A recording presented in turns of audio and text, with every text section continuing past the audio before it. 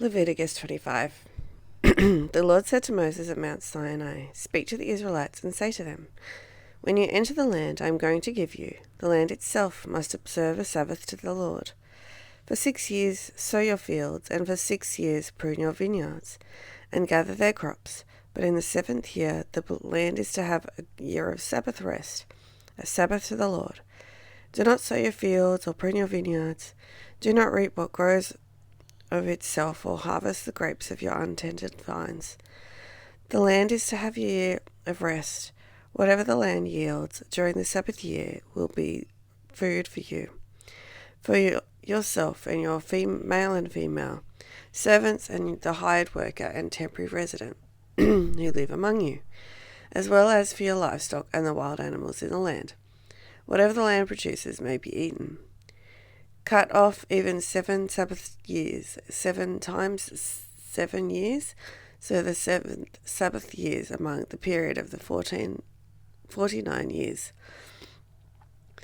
Then have the trumpets sounded everywhere on the 10th day of the 7th month. On the Day of Atonement, sound the trumpet throughout your land.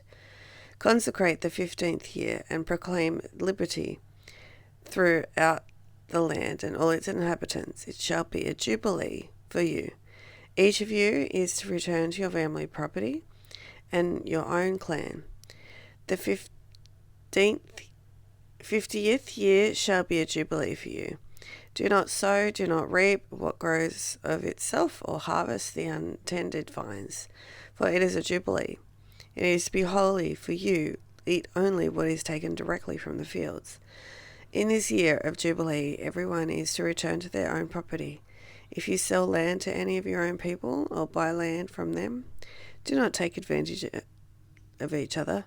You are to buy from your own people on the basis of the number of years since the Jubilee, and they are to sell to you on the basis of the number of years left for harvesting crops. When the years are many, you are to increase the price, and when the years are few, you are to increase the price, because what is really being sold to you is the number of crops. Do not take advantage of each other, but fear your God. I am the Lord your God. Follow my decrees and be careful to obey my laws, and you will live safely in the land. Then the land will yield its fruit, and you will eat your fill and live there in safety. You may ask, what will we eat in the 7th year? It will, if we do not plant or harvest our crops, it will send you such a blessing the 6th year that the land will yield enough for 3 years.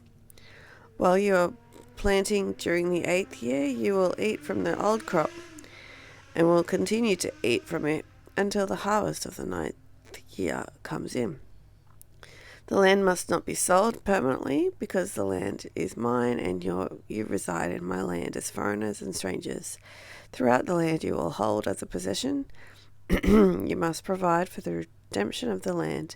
If one of your fellow Israelites, become poor and sells some of their property, the nearest relative is to come and redeem what they have sold. If, however, there is no one to redeem it for them, but later on they prosper and acquire sufficient means to redeem it themselves, they are to determine the value of years since they sold it, and refund the balance to one whom they sold it. They can then go back to their own property, but if they do not acquire the means to repay, what was sold will remain in the possession of the buyer until the year of Jubilee. It will be returned in the Jubilee, and they can then go back to their property. Anyone who sells a house in a walled city returns the right of redemption a full year after its sale. During that time, the seller may redeem it. If it is not redeemed before a full year has passed, the house is walled in the walled city shall belong permanently to the buyer and the buyer's descendants, if it is not to be returned in the Jubilee. But houses in the villages without walls around them are to be considered as belonging to the open country. They can be redeemed, and they are to be returned in the Jubilee. The Levites already have the right to redeem their houses in the Levitical towns, which they possess. So the property of the Levites is redeemable. That is, a house sold in any city they hold and is to be returned to the Jubilee, because the houses in the towns of the Levites are their property among the Israelites. But the pasture land belonging to their towns must not be sold. It is their permanent possession. If any of your fellow Israelites become poor and are unable to support themselves among you, help them as you would a foreigner and stranger, so that they can continue to live among you. Do not take interest or any profit from them, but fear your God, so that they may continue to live among you. You must not lend them money at interest or sell them food at a profit. I am the Lord your God, who brought you out of Egypt, to give you the land of Canaan and to be your God. If any of your fellow Israelites become poor and sell themselves to you, do not make them work as slaves. They are to be treated as hired workers or temporary residents among you. They are to work for you until the year of Jubilee. Then they and their children are to be released, and they will go back to their own clans, to the property of their ancestors, because the Israelites are my servants, whom I brought out of Egypt. They must not be sold as slaves. Do not rule over them ruthlessly, but fear your God. Your male and female slaves are to come from the nations around you. From them you may buy slaves.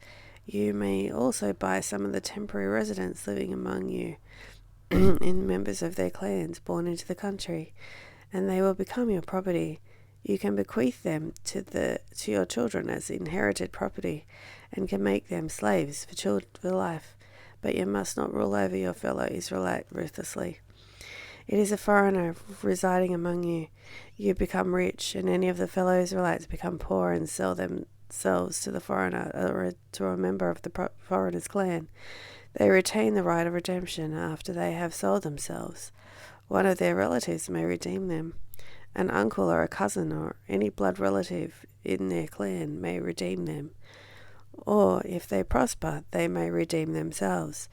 They and their buyer are to count the time for the year they sold themselves up to the year of Jubilee. The price of their release is to be based on the rate to a hired worker for the number of years.